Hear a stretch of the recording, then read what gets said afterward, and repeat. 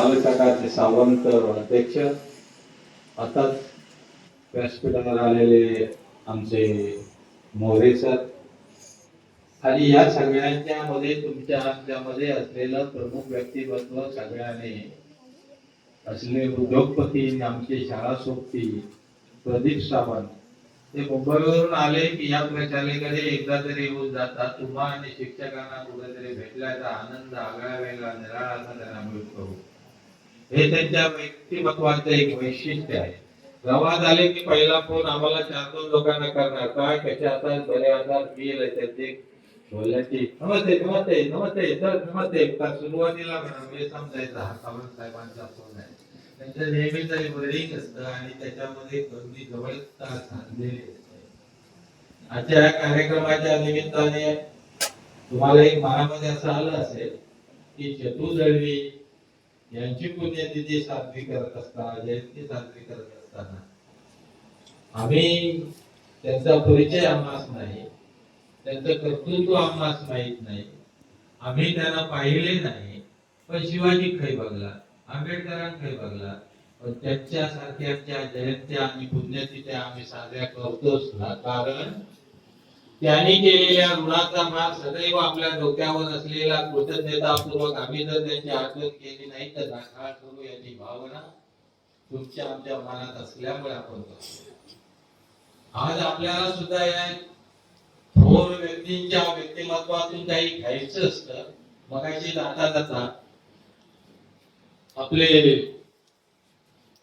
आनंद sir म्हणाले की आपण या सगळ्यांच्या जयंत साजऱ्या करत असताना केवळ जतू दळवींच्या बरोबर काम करणाऱ्या अनेक व्यक्तिमत्वांचा सुद्धा उल्लेख होणे आवश्यक असतं.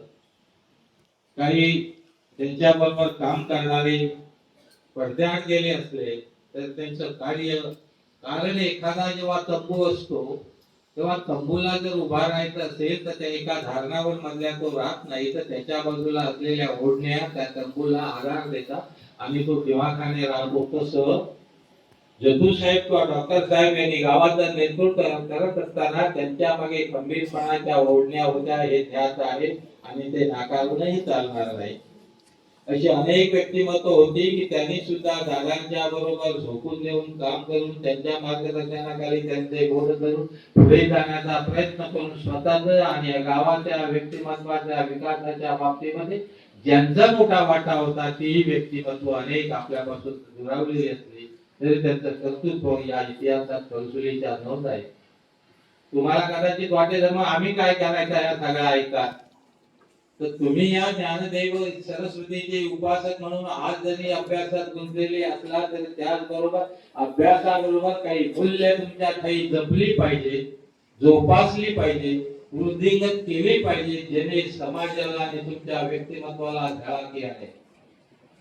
तुम्ही काय करत असता आणि मुळात प्रामाणिकपणा हा आपल्या ठाई जर असला तर आम्ही आमच्या जीवनामध्ये उद्धार करू शकतो, मोठे होऊ शकतो.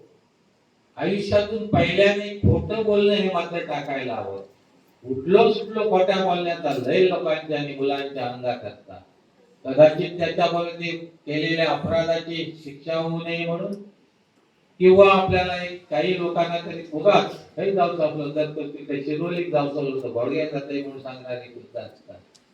पण अशा सुद्धा भावनेतनं बोलणाऱ्या लोकांच्या व्यक्तिमत्वामध्ये काय दोष आहे, गुण आहे तो आपणास माहिती नसला तरी ज्यांची व्यक्तिमत्व आपल्याला ठाऊक आहे, माहीत आहे, ऐकलेली आहे, सांगितलेली आहे, त्यांच्याकडून आपल्याला एखादा गुण आपल्याला शिकणे आवश्यक आहे.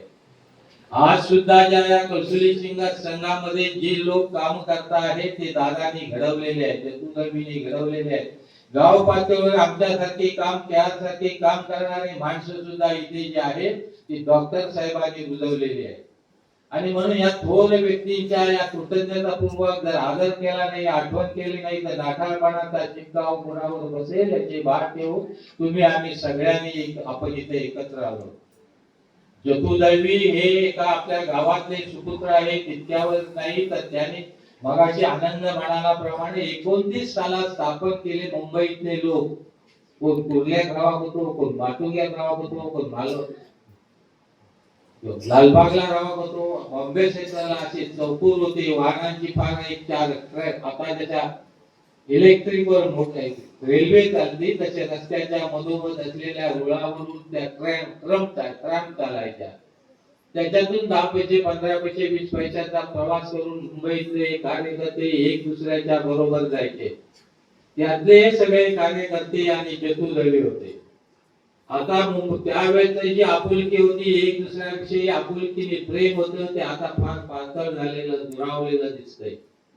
एखादो मुंबईचो चाकरमानी जेव्हा गावात येतो ते सगळ्यांना भेटान येईल. मी उद्या मुंबईत जातोय काय भेट मोहर देऊची. आता एक भेट मोहर असा एक आपला वाक्प्रचार प्रचलित आहे. भेट म्हणजे काहीतरी खाऊ आणि मोहर म्हणजे पैसे. म्हणजे माझ्या दिल्या का भेट मोहर भेटलो काय भेट मोहर दिल्या ना काय तू आणलेली त्याला द्यायचा. असे एक दुसऱ्याचे करून आणलेली बोजे कपाळावरून दोन दोन हे चाकरमानी घेऊन गावाकडे यायचे. मुंबईतल्या प्रत्येकाकडे त्यांचं असं नातं जोडलेलं होतं. त्यापैकी जतू दळवी आणि मुंबईचे कार्यकर्ते. आजही मुंबईचे कार्यकर्ते प्रत्येकामध्ये जे जतूने घडवले आहे ते जातात येतात, संस्थेच्या हिताची जपणूक करण्यासाठी योगदान देतात. असं तुम्ही आम्ही सगळ्यांनी द्यायचं आहे आणि याच्यातून तुम्ही आम्ही मोठे होतो. मोठे होण्यासाठी आपल्याला काही गुण आपल्यामध्ये असणे आवश्यक आहे. बाळांनो, तुम्ही जेव्हा तुमच्या अंगामध्ये जेव्हा प्रामाणिकपणा आणा, तुमच्यामध्ये जेव्हा कष्ट करण्याची वृत्ती असेल, दुसऱ्याबद्दल आदर ठेवण्याचा तुमच्यामध्ये असेल, आदर हा पूर्ण घरापासून सुरू व्हावा लागतो. आई वडील जाती मोठी आजोबा यांच्यापासून त्यांची आज्ञा आपल्यास पाळावी लागते आणि मग आपण घराच्या बाहेर इतरांच्या विषयी आदरयुक्त वागणे हे आपलं कर्तव्य आहे. ते जाण ठेवून भान ठेवून आम्ही वागायचं आहे. तुम्हाला घडायचं आहे की बिघडायचं हे तुमचं तुम्ही ठरवायचंय. तुमचं ध्येय तुम्ही ठरवायचंय, तशी वाटचाल करायची आहे. तुमच्या समोर असलेलं घवघवीत व्यक्तिमत्व म्हणजे प्रदीप सावंत बनायचं तर या शाळेच्या प्रशालेचे ते विद्यार्थी आमचे शाळा सोबतील. आम्ही म्हणजे या शाळेतल्या विद्यार्थ्यांमध्ये पाटल्या बाकावर बसणारे टाकाऊ आणि नाठाळ विद्यार्थ्यांचा शिक्का आमच्या कपाळावर असणारे आम्ही हुर विद्यार्थी होतो. पण प्रामाणिकपणा, कष्ट आणि दुसऱ्या विषयीची सहानुभूती आमच्या अंतःकरणात रुजलेली पहिल्यापासून असल्यामुळे एक दुसऱ्याला सहकार्य करण्याचा नाद आणि छंद आमच्यात होता.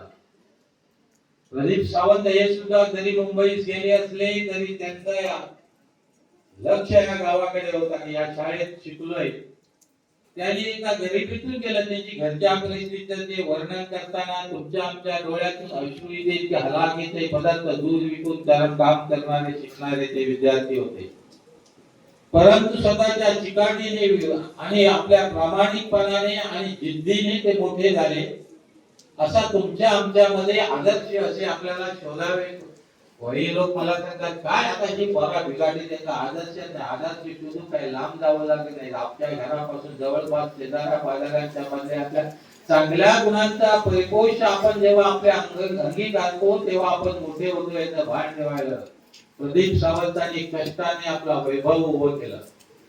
आणि म्हणून ते आता एक मोठे उद्योजक, मगाशी कोणीतरी म्हणाले उद्योजक म्हणून, कदाचित ते स्वतःला कधी म्हणत नाही. सडळ हाताने आपल्याकडे असलेला काही आपल्या उत्पन्नाचा हिस्सा दुसऱ्यासाठी खर्च करण्याची जाणच त्यांच्यामध्ये आहे आणि ते दानशूर हेच त्याला विसरणे आपल्याला पुरेशी आहे. अशी माणसं या समाजामध्ये त्यांना कुणी ते काही कोणाकडे मोठेपणा मागत जात नाही की माझं स्मरण करा, माझं कौतुक करा सांगायला जात नाही. परंतु ती माणसं स्वतःच्या कर्तृत्वाने आपोआप सूर्यासारखी झळकतात. जतू दळव्यांचं त्यांच्याच कर्तृत्वाने ह्या समाजाला दिलेलं, गावाला दिलेलं गुण आणि त्यांनी केलेलं 29 सालामध्ये जेव्हा ही संस्था निर्माण झाली तर प्रत्येकाच्या घराला जाऊन 4 आणि 10 पैसे, त्यावेळेस पैसे 10 नसतील ते आण्याचाच व्यवहार होते. 4 आणि वर्गणी गोळा करून संस्था उभी केली.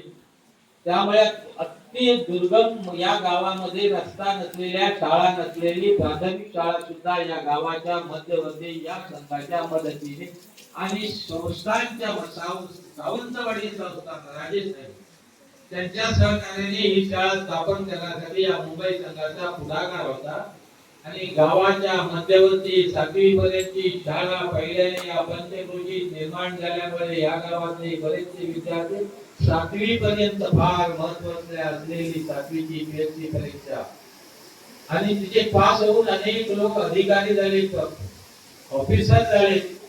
पण त्याने आपल्या या शिकलेल्या शाळेकडे दुर्लक्ष न करता कृतज्ञतापूर्वक गावाकडे या मालिकेमध्ये दादा जेव्हा सामील झाले तेव्हा एक वेगळं आलं व्यक्तिमत्व मिलचा कामगार. परंतु त्या मिलच्या कामगारांमध्ये अधिकारी ऑफिसर म्हणून काम करणारा त्या मिलचा मालक मॅनेजर आणि मॅनेजमेंट यांच्यामध्ये प्रमुख प्रामाणिक व्यक्तिमत्व म्हणून असलेले दादा आणि इतर कामगारांचे असलेले युनियन आणि त्यांचे प्रश्न सोडवण्यासाठी पुढे असलेले दादा. कामगारांचे प्रश्न आणि गिरण मालकांचे वाद विवाद हे नेहमी असायचे.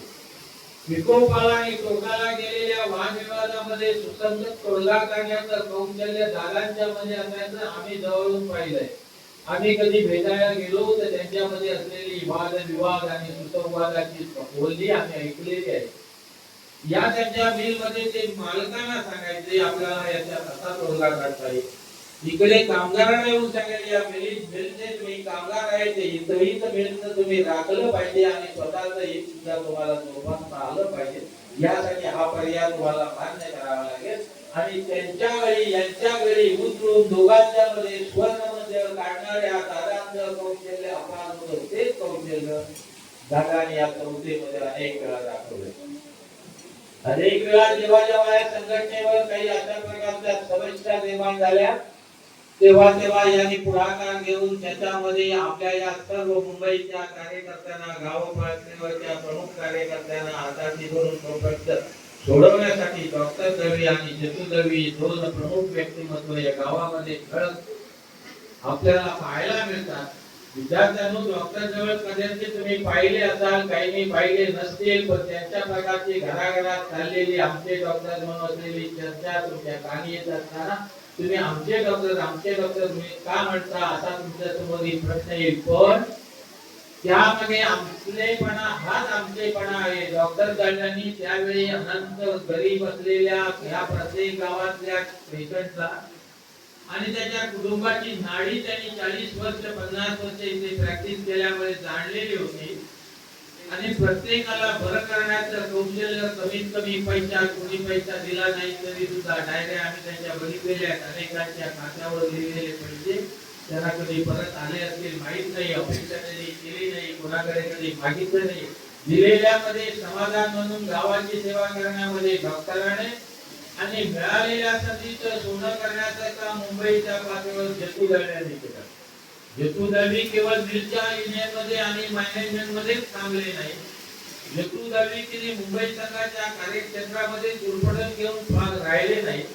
त्यांनी या कणकवलीच्या मराठा मंदिरामध्ये सुद्धा 10-15 वर्ष सेक्रेटरी म्हणून उत्तम काम करून या तालुक्यामधले मराठा मंदिर जी आज ती मराठा मंदिराची अपूर्ण असलेली इमारत त्या काळीची जमीन घेऊन या जतू दळव्यांच्या कारकिर्दीमध्ये तिथे मामा सावंत मुंबवड्याचे आणि अशा वीर सावंत अशा माणसांच्या बरोबर काम करून तिथे त्यांनी आपल्या कर्तृत्वाचा ठसा उठवला.